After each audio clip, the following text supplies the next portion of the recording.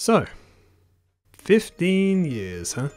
15 long years since I uploaded my first video way back when on December 17th, 2009. It's hard to believe it's already been this long, really. In fact, it's been long enough to reasonably make one's eyes begin to linger on the exit door to retirement even, as so many have recently done before me. You know, in these long 15 years, I've made no less than 1,523 videos across my 3 channels. Actually, 3,251 if you include my collaborative channel, Same Industries. I've gained a whopping estimate of 28,000 subscribers, a grand total of 4.5 million views, and are currently blessed with 3 wonderful patrons. And that is just incredible to me. Seriously. Wow. I mean, wow. But I know some of you are possibly scoffing at these exclamations. 15 years and that's all you've got to show for yourself? 27,000 subscribers across 3 channels is hardly anything to brag about in the modern YouTube landscape. And yeah, maybe you're right. Maybe if I valued myself by constantly comparing my numbers to that of my contemporaries, I'd care more about that, but I simply can't bring myself to think that way. As for me, these numbers aren't indications of my placement on the metaphysical ladder of YouTuber popularity, rather indications that my work has actually been seen and enjoyed by thousands upon thousands of people. And that is more than enough affirmation for me that I've done something and my creations are worth something. Because believe it or not, while these numbers may seem small to some, they can also appear giant to others. It's a matter of perspective, as I know not everyone is as lucky as me, and I want you to know that I am beyond grateful for each and every single view that I have. Maybe I haven't found your typical definition of success in my time here. Lord knows I've endured my overwhelmingly fair share of failures, but I have succeeded in allowing myself to be creatively free and fulfilled in what I've been able to do here. And this video aims to document that, to document the culmination of my 15 years on this site and all of you for getting me here in the first place. And I wish to start from there, the beginning. As I alluded to earlier, this isn't the 15th anniversary of this particular channel, but rather my 15-year-long career on YouTube as a whole, from when I uploaded my first video on my original channel, which has since been retroactively turned into my second channel, now called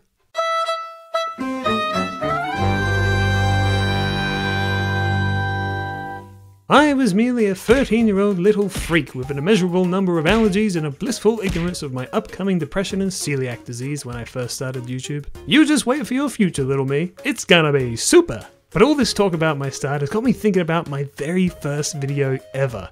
You know, truth be told, I actually unlisted it a number of years ago, although I can't quite remember why. Probably just due to the embarrassment of my first ever attempt at diving headfirst into the wily whirlpool that is you, tube. But you know, considering today is my 15-year anniversary, why don't we take a look back at my first ever video to see my shy and humble beginnings. So sit back, collect your confectionery of choice, and let's watch a test.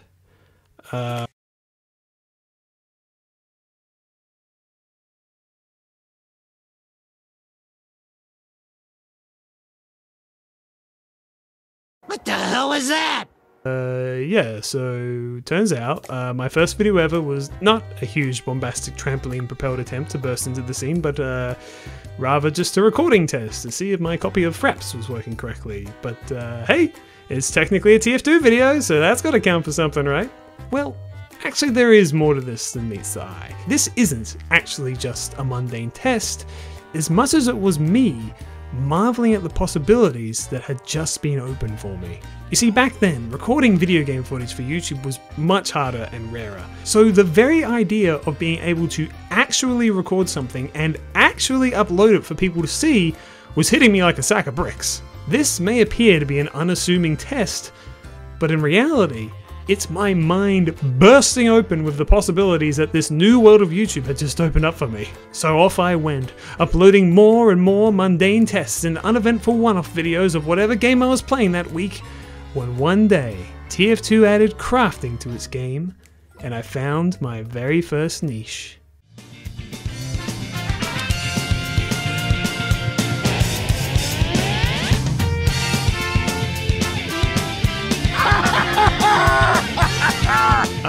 TF2 crafting #1 victory. A bona fide classic by all metrics, no doubt, but merely the precursor for my next big idea, the groundbreaking spin-off TF2 Unboxing. A fan favourite series that lasted probably a lot longer than it had any right to. But after that, finally true inspiration struck. Finally a proper direction to take my channel. You see, as many of you may know, I have a profound fondness for animation of all kinds. Did you know that my first foray into the animation world was actually through good old traditional stop motion? The Gmod kind, that is. Don't run! It's just ham! Yes, I am aware of the peculiar point that I've somehow managed to mention this video 2 videos in a row despite not having mentioned it for well over a decade, but here we are. I was a burgeoning animator looking to tell my undoubtedly hilarious ideas through my slowly growing YouTube channel, making such appreciated classics such as Wait For It, which consisted of a nearly 10-minute long intermission directly ripped from Monty Python, which had no actual conclusion. Okay, so these weren't exactly any breakout hits. Lord knows I was never part of the greater conversation regarding classic stop-motion Gmod animators, but, well, there was one thing actually. One video that did somehow manage to break out of my minuscule bubble. A video that currently stands as my most viewed video on that channel by far.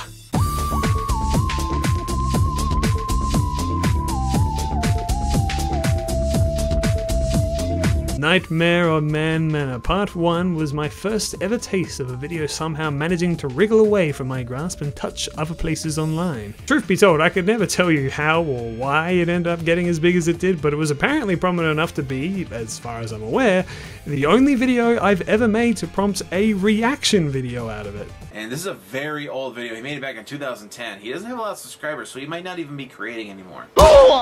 Mamma mia.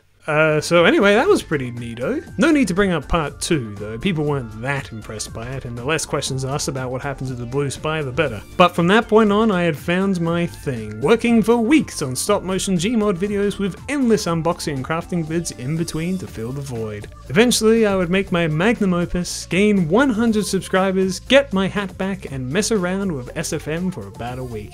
But eventually, I started pining for something more. My tastes were changing, and most notably, Gmod had a huge update that I was a huge hater of for some reason, and essentially gave up making stop-motion videos completely after making exactly one video post-update. That was not a great idea in retrospect. It was around this point that I started to gain a desire to get my voice out there more. And text on the screen just wasn't cutting it. Nah, I had a new obsession. An obsession I wanted, nay, needed, to pursue myself. But in order to do so, it'd need a new channel. This was so revolutionary, it needed the space to grow into its own shape. This was when I started doing Let's Plays.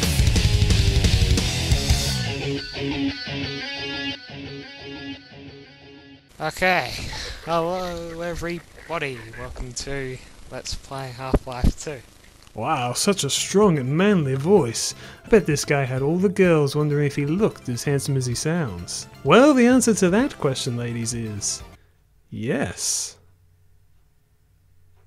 So yeah, I was super into Let's Plays at the time, and I just had to get a piece of the pie myself. I mean, can you blame me? They truly were all the rage at the time, or at least before the time, as I wasn't inspired by fellows such as Markiplier and PewDiePie, but rather Nintendo Capri Sun, Chugga Conroy, and Northern Lion. All of whom I actually sent this original video to get pointers and maybe rub elbows with, and one of them actually replied. I won't tell you who, but here's a hint.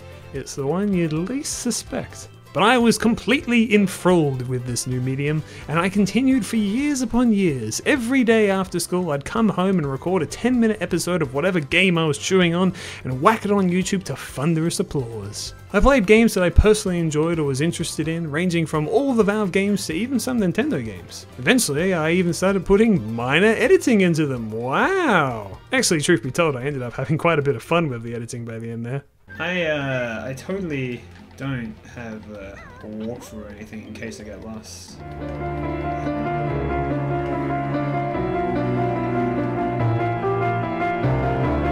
Anyway. I was super into Let's Playing, but it wasn't just me. My buddies Frank and Mabini in high school were also quite into it. In fact, it was around this time the Game Grumps started making big waves and we found ourselves all collectively inspired. So one day, during a class we definitely should have been paying attention to, we put all our heads and names together and made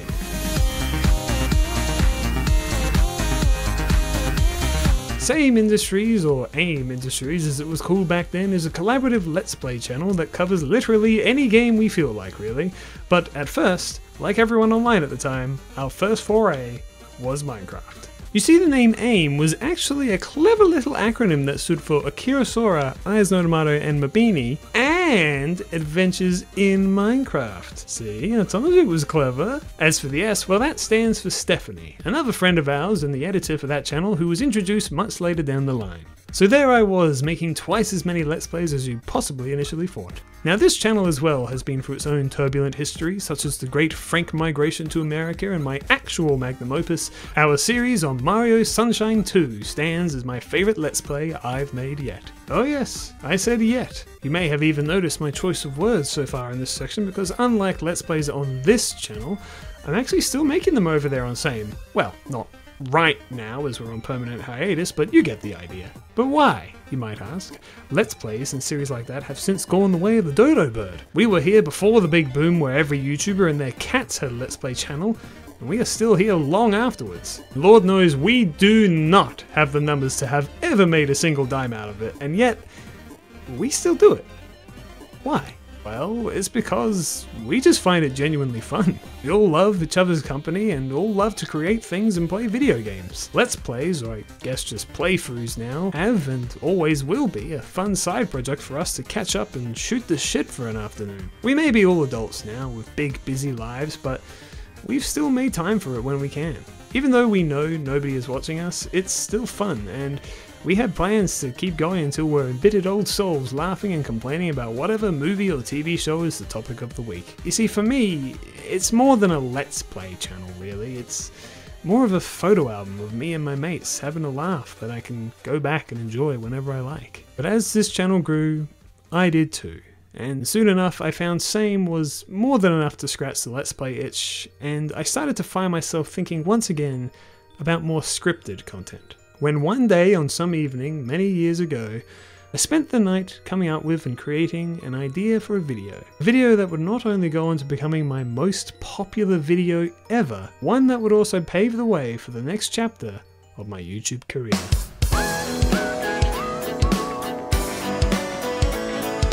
Inside the Briefcase, a G-Man theory, was a video made on a Halloween whim that mainly served to document my thoughts on the matter that was the G-Man. At nearly 500,000 views, it sits as my most watched video ever.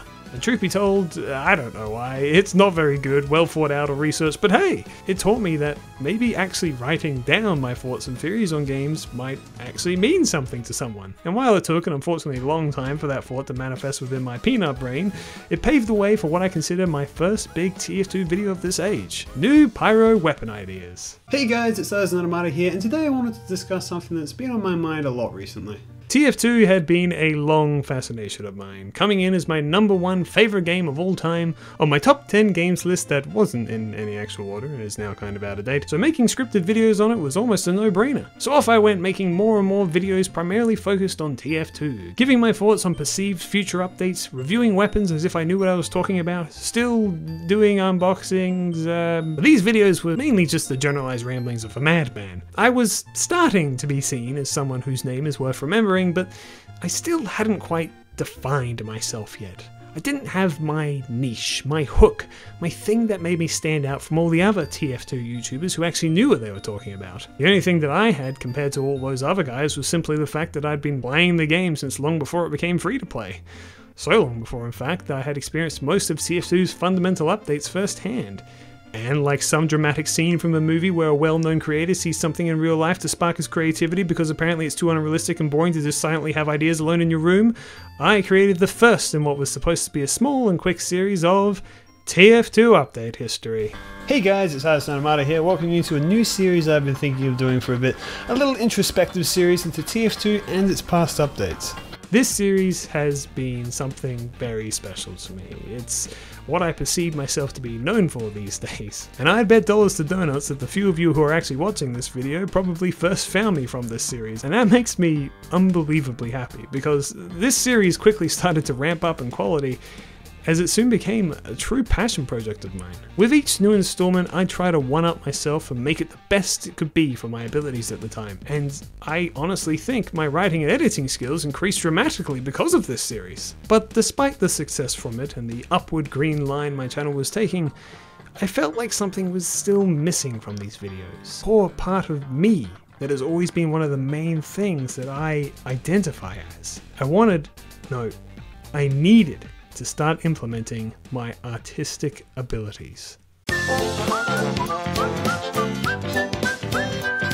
My entire life, I've primarily identified myself as an artist, an illustrator, and even an animator on occasion. To steal a quote directly from my friend Aaron, I've been drawing since I was able to pick up a pencil. I'm extremely passionate about my art and my writing for that matter, and in recent years I've begun dedicating much of my free time to merging those worlds together into various comic series, including one I've been working on recently called Brimstone Beach that is honestly one of my biggest passion projects ever. Art truly is a core part of me, and one that I feel like my YouTube audience was blissfully unaware of for the longest time. Sure, I draw all of my thumbnails, but I still wanted to entwine my creative vices together even further. I wanted people to look at my videos and not just see a TF-tuber, but also an artist. Naturally, I started by gracing my audience with the classic hand-drawn avatar PNG. But unfortunately, by some cosmic prank, it was exactly at that moment that PNG YouTubers with their arms crossed were being bullied and called out worldwide. So I was forced to quickly adapt. Drawing was one thing, but what if I went that step further and started making actual animations to go with my videos? Well, instead Gabe and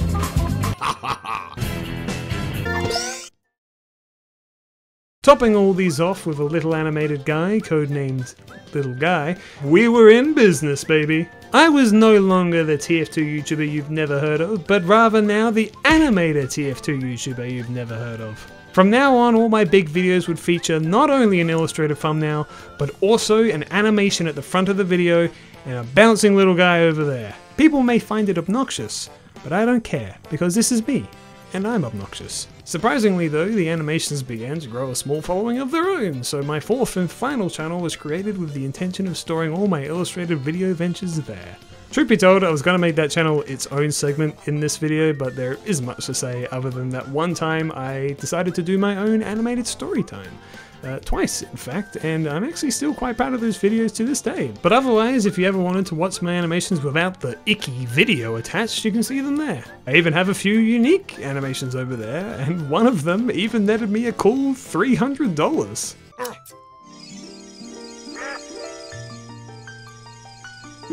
Uh-oh.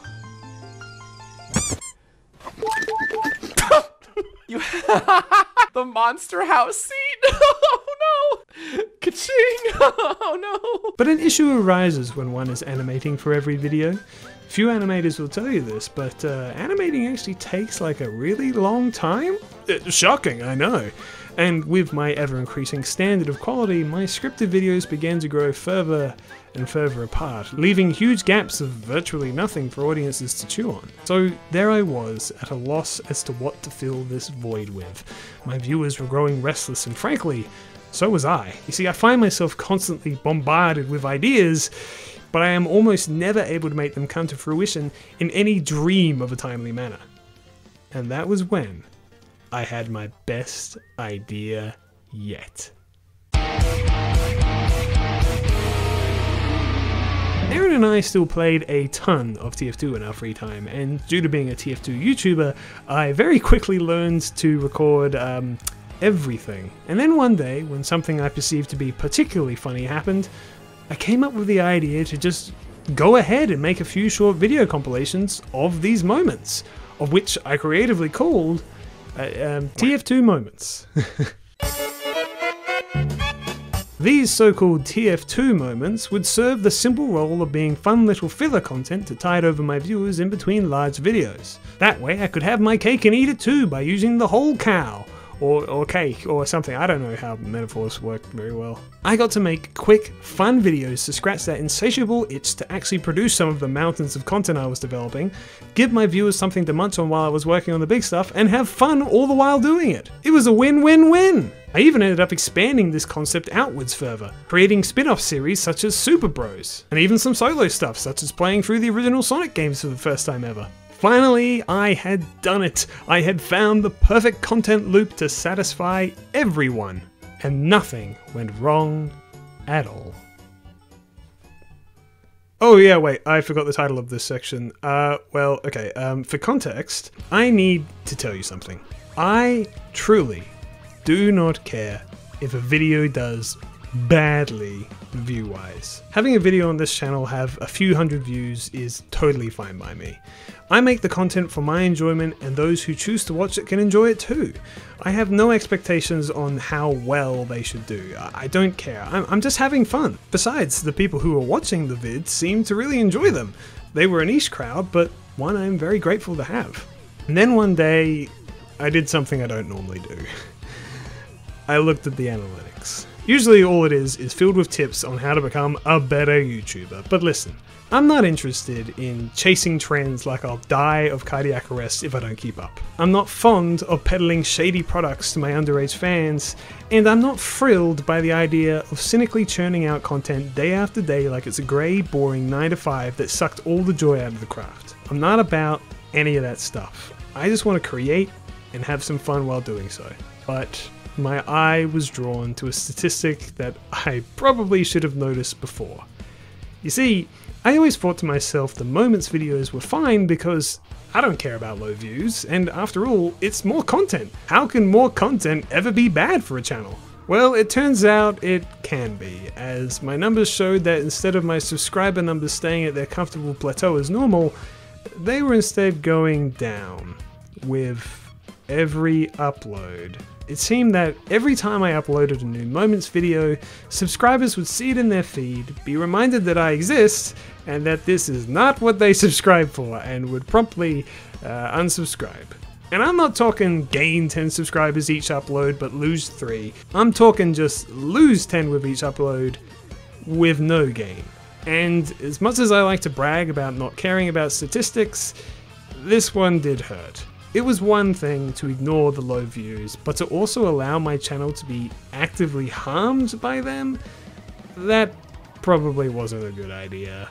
It was apparently a grave mistake. But I still enjoyed making those videos, and I didn't want mean old Mr. Statistics to stop me from making them. So I decided I needed to make a change. I came up with a decision a couple of years ago that I would properly dig up my old channel, now named Mark II, that can serve as not just the video dump it had become in recent years, but also a place I could keep making those Moments videos, because I was having fun, gosh darn it! And my quality creep was affecting those too, making them better and better videos in my opinion. As for this channel, I decided it needed to properly become a main channel, as YouTubers call it, where uploads would be reserved for just the giant scripted videos, and not just TF2 videos, videos on all sorts of games and topics I'm passionate about. I wanted to get as many of my interests out there as I could, and since I have made that decision, I have made one of those. One video.